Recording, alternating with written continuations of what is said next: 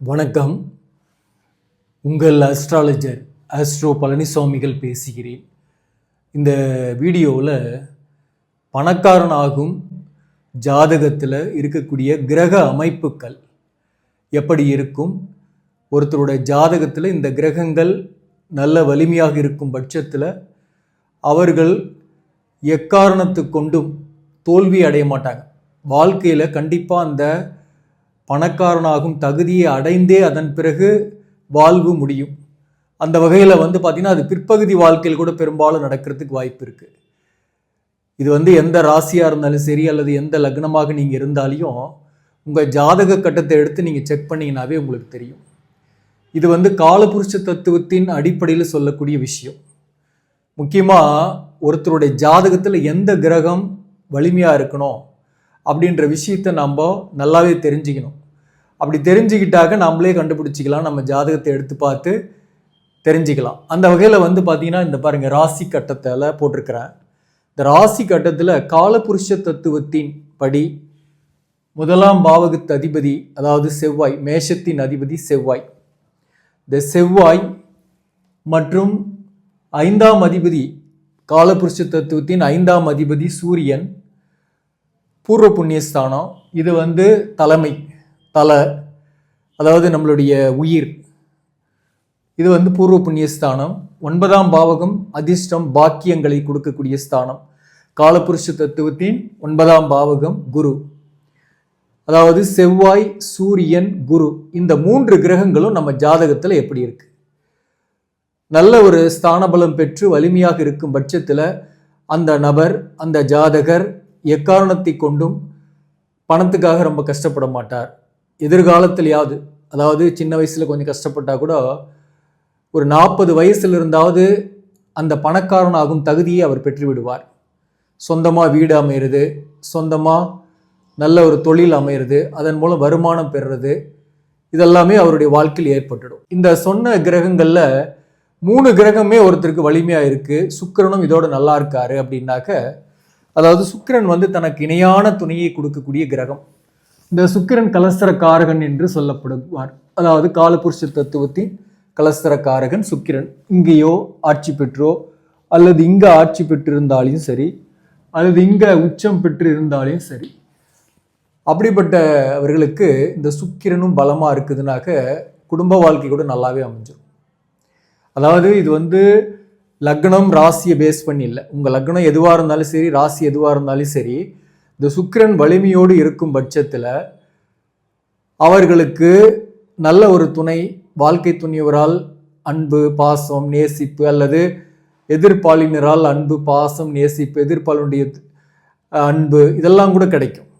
So மகிழ்ச்சியான மகாலட்சுமி குடியிருப்பால் அந்த மாதிரி மகிழ்ச்சியான வாழ்க்கையை ஏற்படுத்திவிடும். வீடு அமைஞ்சிரும், கார் அமைஞ்சிரும், லக்ஸுரியஸ் லைஃப் அமைஞ்சிரும். ஸோ அந்த வகையில் இந்த 4 கிரகமும் எல்லாருக்குமே வலிமையாக இருக்குன்னு சொல்ல முடியாது. அதில் ஒன்று வலிமையாக இருந்தால் கூட அவங்களுக்கு பிற்பகுதி வாழ்க்கையிலேயாவது வாழ்க்கையில் முன்னேற்றங்களை ஏற்படுத்தும். இப்போ அதை பற்றி தான் நம்ம ஒவ்வொரு விஷயத்தையாக பார்க்கலாம். இப்போ பாருங்கள், இப்போ ஃபஸ்ட்டு நம்ம இந்த செவ்வாய் மட்டும் எடுத்துக்கலாம். இந்த செவ்வாய் மட்டும் ஒருத்தருக்கு வலிமையாக இருக்குது. பாருங்கள், அஸ்வினி 1ஆம் பாதத்தில் ஏன் போட்டிருக்கேன்னா அதுதான் வலிமையானதுன்னு அர்த்தம். அஸ்வினி 1ஆம் பாதத்தில் இருந்தால் நவாம்ச சாட்லேயும் மற்ற வர்க்க சக்கரங்களிலும் தசாம்சம், துவாதாம்சம் எல்லா சக்கரங்களிலுமே மேஷத்திலேயே தான் செவ்வாய் வரும். அப்போ அந்த செவ்வாய் பலமாக இருக்குன்னா செவ்வாய்க்கு இது மூலத்திரிகோண வீடு மற்றும் ஆட்சி வீடு, அதனால் இரட்டிப்பு பலனை கிடைக்கும். வர்க்கோத்தமும் ப்ளஸ் மூலத்திரிகோண வீடு. அப்போ செவ்வாய் உண்மையிலேயே பலமாக இருக்குன்னு அர்த்தம். அப்படி உண்மையிலேயே இந்த செவ்வாய் மட்டும் பலமாக இருந்து, சுக்கிரன் பார்க்காதீங்க, சுக்கிரன் சரியில்லை, சூரியன் சரியில்லை, குரு சரியில்லைன்னே வச்சிங்க, அப்படிப்பட்டவர்களுக்கு செவ்வாய் மட்டும் நல்லா இருக்குது உங்கள் ஜாதகத்தில்னாக்க உங்களுடைய பிற்பகுதி வாழ்க்கையிலையாவது வாழ்க்கையில் முன்னேற்றங்கள் ஏற்படும். 40 வயசுக்கு மேலே நீங்கள் ஒரு வீடு வாங்குறதோ இடம் வாங்குறதோ நடக்கும்.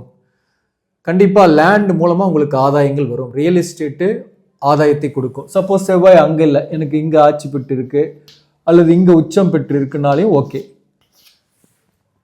மகரத்தில் உச்சம் பெற்றிருந்தாலும் சரி, அல்லது விருச்சகத்தில் ஆட்சி பெற்றிருந்தாலையும் அது செவ்வாய் பலமாக இருக்குன்னே அர்த்தம். அப்படி செவ்வாய் மட்டுமே பலமாக இருந்தால் கூட வாழ்க்கையில் பிற்பகுதி வாழ்க்கையிலிருந்து முன்னேற்றங்கள் ஏற்படும்.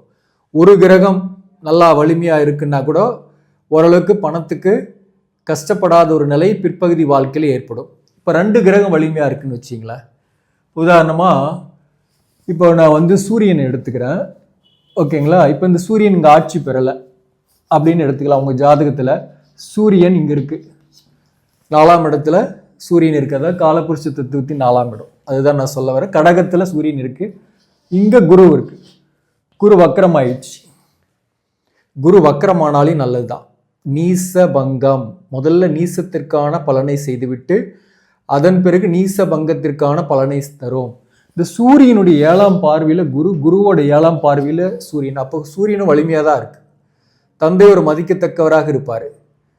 தந்தையால் பெரிய ஆதாயம் இல்லைனாலும் இவரே சுய சம்பாத்தியத்தை பெறக்கூடிய வாய்ப்பு உண்டு. குரு வந்து வக்கரம் பெற்று இருக்கிறது வந்து பார்த்தீங்கன்னாக்க முதல் பகுதி வாழ்க்கை சோதனையான காலகட்டமாக இருக்கும். பொருளாதார கஷ்டங்கள் இருக்கலாம். இந்த செவ்வாய் வந்து வலிமையாக இருக்குது, சூரியன் இப்படி இருக்குது, குரு இப்படி இருக்குது. இந்த 3 கிரகத்தை நம்ம ஃபாலோ பண்ணும்போது இது ஒரு வலிமையான அமைப்பு தான். இவருக்கு வந்து பிற்பகுதி வாழ்க்கை செழிப்பாக இருக்கும், வருமானம் வரும். இந்த குரு தசை இவருக்கு பாசிட்டிவாக இருக்கும். சிவராஜ யோகத்தை ஏற்படுத்தக்கூடிய அமைப்பு. இந்த குருவும் சூரியனும் சமசப்தமாக பார்த்துக்கிட்டாக்க இவர் ஒரு தலைமை பதவியில் இருப்பார். இவருக்குள்ள ஒரு 4 பேராவது வேலை பார்ப்பாங்க. எங்கேயுமே ஒரு லீடிங் பர்சனாக இருக்கக்கூடிய வாய்ப்பு உண்டு.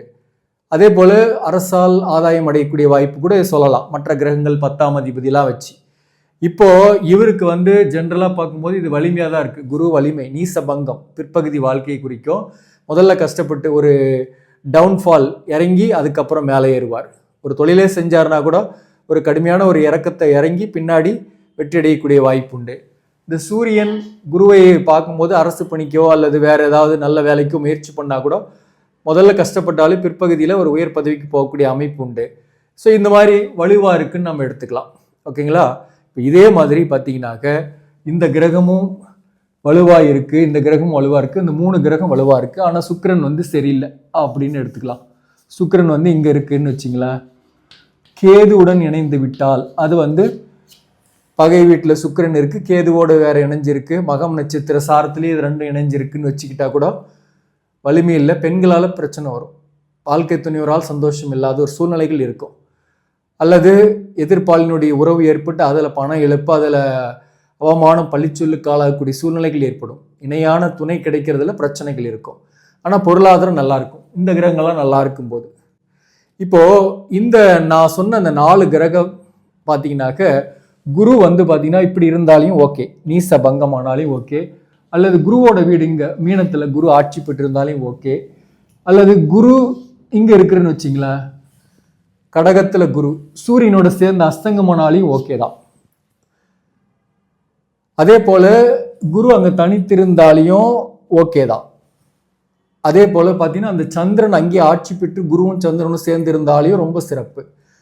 இப்படி வந்து பார்த்தீங்கன்னா கிரகத்தோட வலிமை, முக்கியமாக இந்த செவ்வாய், சூரியன், குரு மற்றும் சுக்கிரன், இந்த 4 கிரகத்தோட வலிமையை பொறுத்தே ஒருத்தருடைய வாழ்க்கை அமைகிறது. அதை குறைந்தபட்சம் ஒரு கிரகமாவது வலிமையாக இருக்கும் பட்சத்தில் அவங்களுக்கு பிற்பகுதியிலிருந்து ஒரு முன்னேற்றம் ஏற்படும். 4 கிரகமே வலிமையாக இருக்குது, அவங்க என்ன பண்ணுவாங்க, ஒரு நல்ல வசதியான குடும்பத்திலே பிறந்திருப்பாங்க. ஃப்ரம் த பிகினிங்லேருந்தே ஒரு நல்ல ஒரு லைஃப், ஒரு லக்ஸூரியஸ் லைஃப், முன்னேற்றமான சூழ்நிலையிலேயே இருப்பாங்க. 90% எபோவ் பீப்புளுக்கு 4 கிரகமும் வலிமையாக இருக்காது, ஏதாவது ஒரு பாதிப்பு இருக்கும். இப்போ குருவோட கேது சேர்ந்துருதுனாக்க வலிமை குறையுது. இப்போ குரு நீச பங்கம் ஆகுதுன்னா கொஞ்சம் வலிமை இழந்து அப்புறம் திரும்ப பெறுது.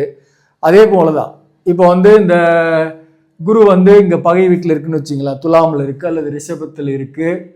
ரிஷபத்தில் கூட ஓகே, ஆனால் மிதுனத்தில் குரு இருக்குது அப்படின்னா கொஞ்சம் வர்க்கபலம் குறைவுன்னு அர்த்தம், குரு வலிமை இல்லைன்னு அர்த்தம். குரு வந்து கண்ணிலிருந்து கூட வந்து ஒரு பாவ கிரகத்தோட சேர்க்கை சனியோட சேர்ந்துருக்கு அப்படின்னு வச்சிங்களேன், அப்போது குருவுக்கு வலிமை இல்லை, சனிக்கு அங்கே வலிமையாக இருக்குன்னு அர்த்தம். ஸோ அந்த மாதிரி பார்த்தீங்கன்னாக்க குருவின் வலிமை குறைந்திருக்கு அப்படின்னாலையும் அவங்களுக்கு கொஞ்சம் பண கஷ்டங்கள்லாம் ஆரம்ப வாழ்க்கையில் இருந்துக்கிட்டே தான் இருக்கும். சப்போஸ் குரு வலிமை இல்லாமல் இருந்து செவ்வாய் நல்லா இருக்குன்ற பட்சத்தில் பிற்பகுதி வாழ்க்கையில் ஓரளவுக்கு கஷ்டப்பட்டு பொருளாதார முன்னேற்றத்தை அடைவாங்க. பிள்ளைகளுக்கு அந்த சொத்துக்கள் புண்ணியங்கள்லாம் போகும். இவங்க படுற கஷ்டம் இவங்க அனுபவிக்கலாம் கூட எதிர்கால சந்ததியினர் அனுபவிப்பாங்க. பிற்பகுதி வாழ்க்கையில் தான் இவங்களுக்கு எல்லாமே அமையும்.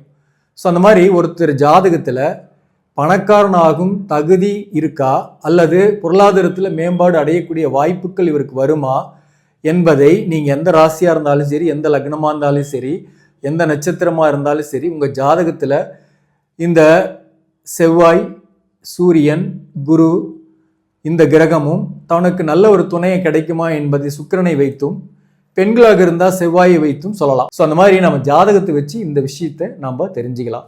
இந்த தகவல்கள் உங்களுக்கு பயனுள்ளதாக இருந்தாக நம்ம ஆஸ்ட்ரோ கோச்சிங் சேனலை சப்ஸ்கிரைப் பண்ணி கண்டினியூ பண்ணுங்கள். கண்டிப்பாக இது போன்ற ஒரு வேல்யூபிள் ஜோதிடம் சார்ந்து, கர்மா சார்ந்து, அதே போல் நம்ம என்ன செய்யலாம், வாழ்வியல் நடைமுறைகளில் நம்ம என்ன ஃபாலோ பண்ணால் நம்ம லைஃப்பில் ரிஸ்க் இல்லாமல் லைஃப் அமையும் அப்படின்ற விஷயத்தெல்லாம் இந்த சேனலில் இனிமேல் வரக்கூடிய காலங்களில் வீடியோவாக வெளிவரும். சப்ஸ்கிரைப் பண்ணிங்க, தொடர்ந்து பாருங்கள். நன்றி, வணக்கம்.